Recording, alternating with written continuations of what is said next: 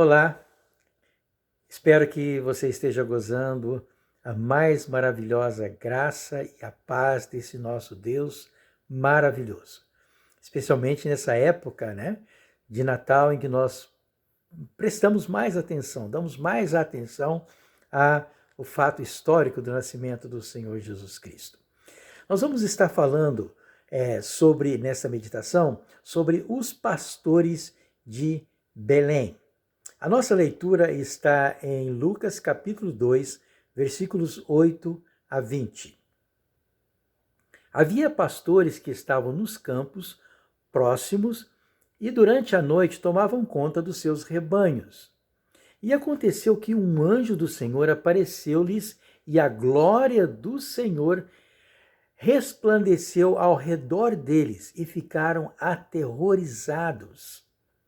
Mas o anjo lhes disse: não tenham medo, estou lhes trazendo boas notícias de grande alegria, que são para todo o povo. Hoje, na cidade de Davi, lhes nasceu o Salvador, que é Cristo o Senhor. Isto lhes servirá de sinal. Encontrarão o bebê envolto em panos e deitado numa manjedoura. De repente, uma grande multidão do exército celestial apareceu com os anjos, louvando a Deus e dizendo: glória a Deus nas alturas e paz na terra aos homens aos quais ele concede o seu favor. Quando os anjos deixaram e foram para os céus, os pastores disseram uns aos outros: vamos a Belém e vejamos isto que aconteceu, que o Senhor nos deu a conhecer. Então correram para lá e encontraram Maria e José e o bebê deitado numa manjedoura. Depois de o verem, contaram a todos o que lhes fora dito a respeito daquele menino. E todos que ouviram o que os pastores diziam ficaram admirados.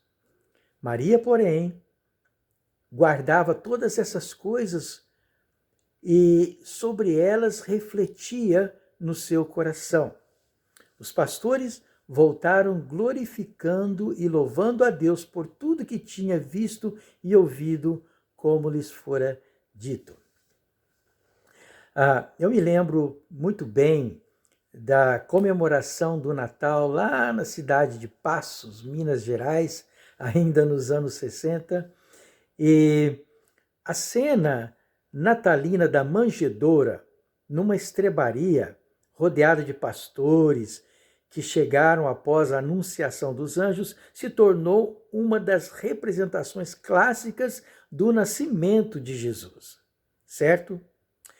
Porém, essas representações têm como base uma visão cultural dos tradutores.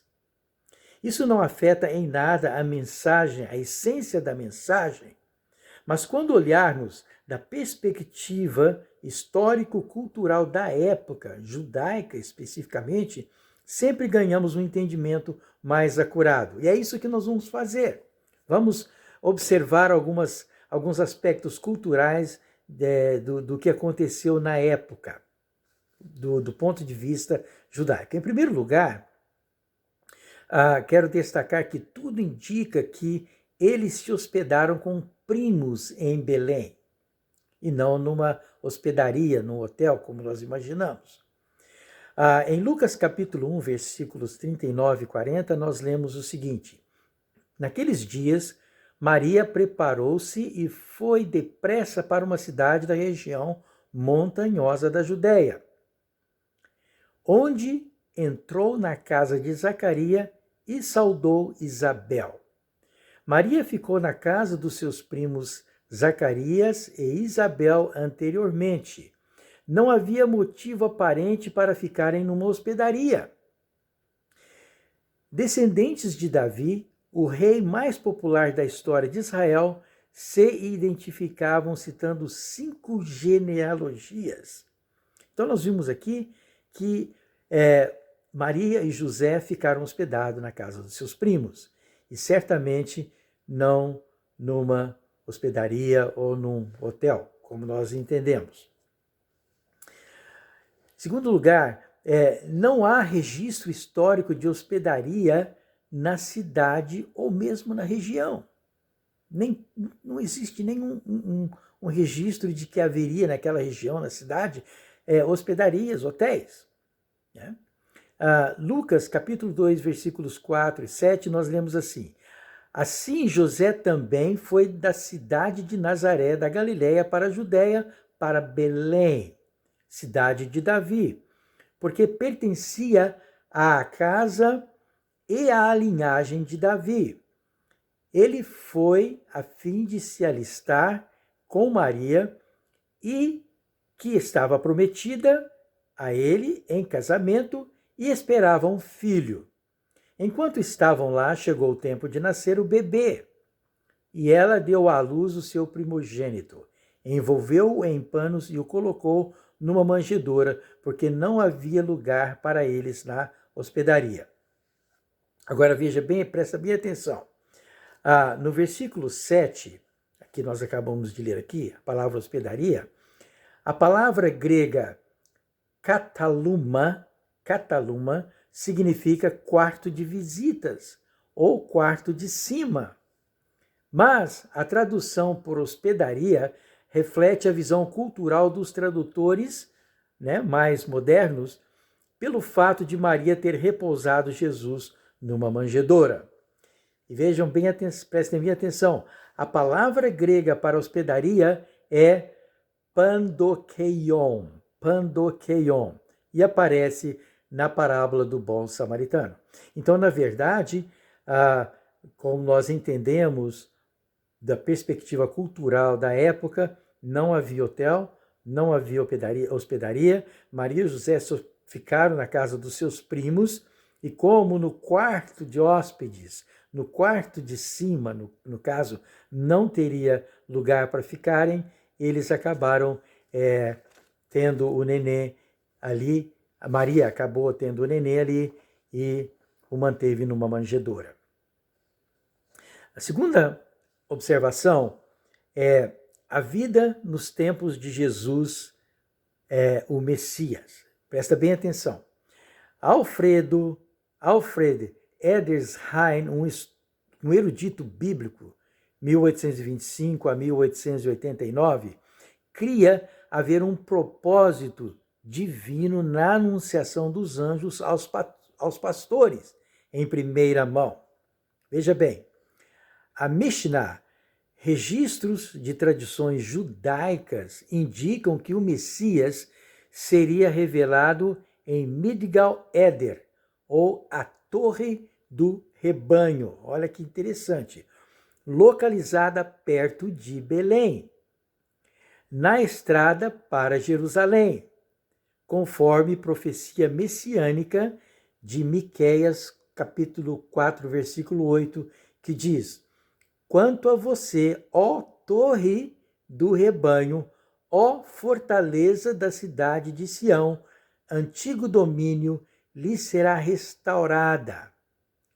A realeza voltará para a cidade de Jerusalém. Essa era uma profecia messiânica, falando justamente da Torre de Belém, que era a proximidade de onde os pastores estavam e onde os anjos vieram e anunciaram o nascimento de Jesus aos pastores.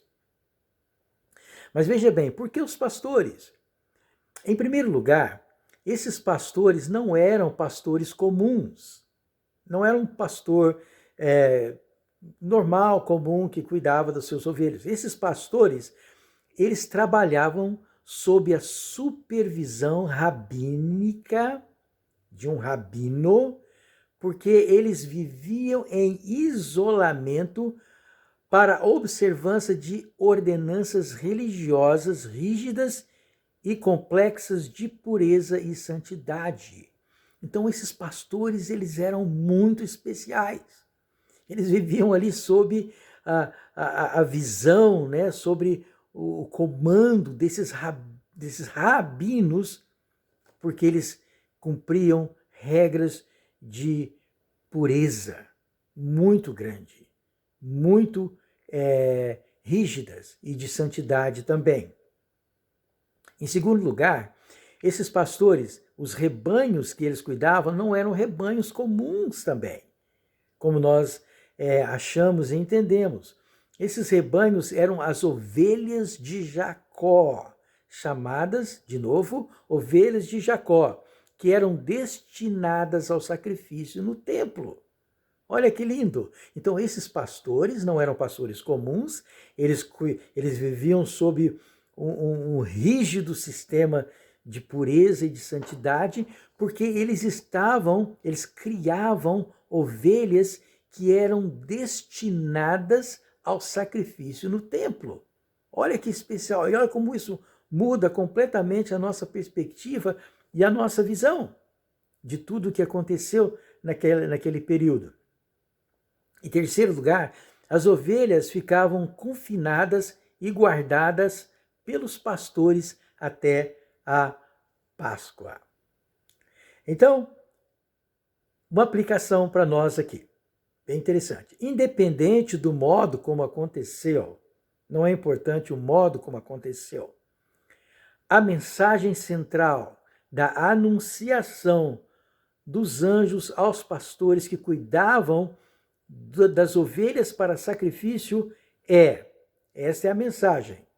Olha só, o Cordeiro de Deus, sacrifício vivo que tira o pecado do mundo, veio para substituir o velho sistema e de uma vez por todas. Em outras palavras, os anjos vieram anunciar àqueles pastores, de novo, não quero ser repetitivo, mas aqueles pastores especiais que cuidavam de ovelhas especiais, aquelas ovelhas tinham que ser perfeitas para o sacrifício no templo. Então, presta bem atenção, os anjos vieram anunciar aqueles pastores e dizer para eles, olha, chegou o Cordeiro de Deus, Cordeiro Santo, o sacrifício vivo de Deus, que veio para tirar todo o pecado do mundo. E a profissão de vocês acabou. Os pastores não tinham mais a sua profissão e a sua utilidade nesse aspecto, porque o Cordeiro de Deus veio para substituir tudo aquilo. O meu desejo sincero neste Natal é que Jesus, o Cordeiro de Deus, que nasceu lá em Belém e foi sacrificado na cruz por você e por mim, possa ser o centro da sua e da minha comemoração neste Natal. E a Ele seja o louvor, a honra e a glória para todo sempre. Amém. Que Deus te abençoe e te desejo um Feliz Natal juntamente com os seus e celebrando, comemorando o nosso grande Salvador, o Senhor Jesus Cristo.